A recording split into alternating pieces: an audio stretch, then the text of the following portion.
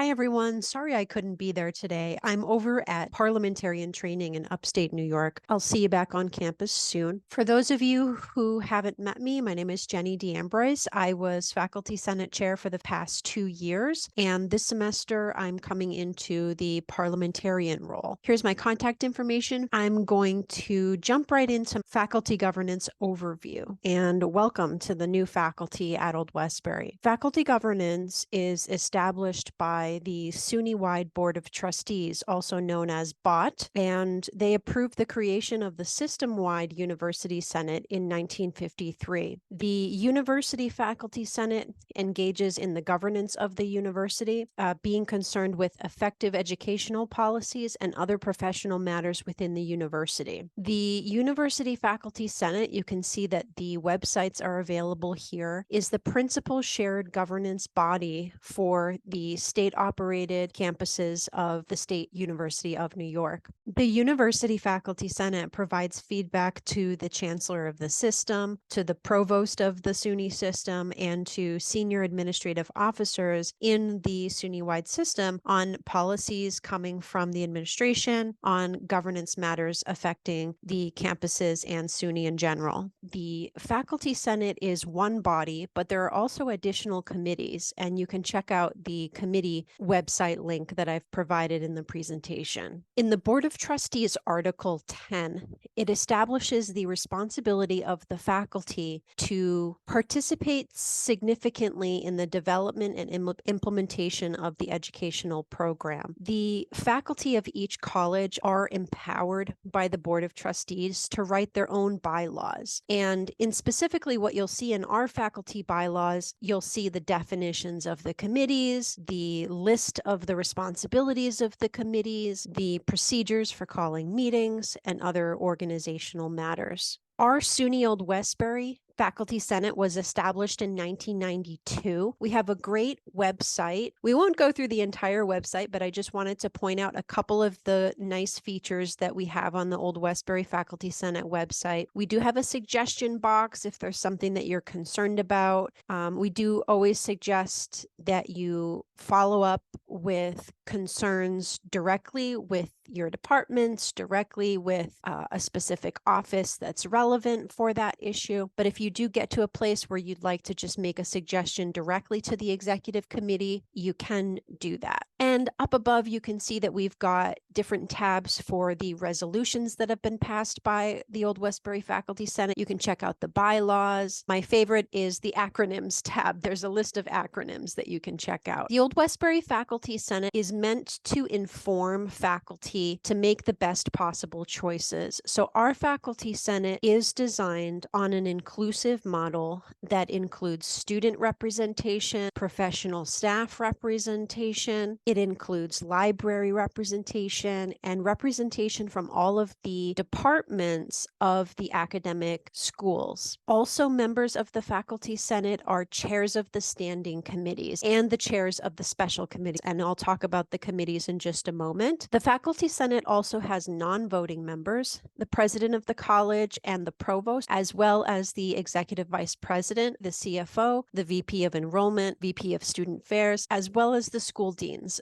There's a couple of different categories of committees that I want to cover. The faculty standing committees operating under the faculty authority are focused on matters that are under the faculty purview. This will include academic policies, promotion and tenure review, curriculum and academic planning, faculty rights and responsibilities, faculty awards, liberal education, as well as the Teaching and Learning Resources Committee. The Faculty Senate also has special committees that are designed to perform specific tasks, like the Nominations and Elections Committee will send out the election ballots. The APEL Committee evaluates experiential learning that students may submit for credit. We also have faculty ad hoc committees that have maybe a temporary or preliminary structure. Right now we have the ad hoc Open Educational Resources Committee, which recently was approved by the Faculty Senate to be a college-wide committee, and the faculty will be voting on that bylaws change later this academic year. And finally, there are committees on campus that are not solely under the purview of the Faculty Senate. One category of committees is campus-wide committees. Campus-wide committees operate under joint authority between faculty, students, administration, and staff. The campus-wide committees are focused more on long-standing campus-wide functions. Campus-wide committees may or may not be in the bylaws. Some of them are and some of them aren't. So some examples are auxiliary services. They handle things like the bookstore, the food services, and other services on campus. We also have the Student Conduct Committee, the Student Life Committee, the Green Committee, which is focused on green initiatives on campus, as well as the Prodigy Committee, which is focused on DEI. All of these committees are not directly under the authority of the faculty, but rather have a shared responsibility. And what you'll find is many of these committees may or may not have a faculty co-chair. Some of them do, some of them don't. And finally, we have presidential committees. Presidential committees operate under the authority of the president and are focused on presidential initiatives. I will not review all of them today,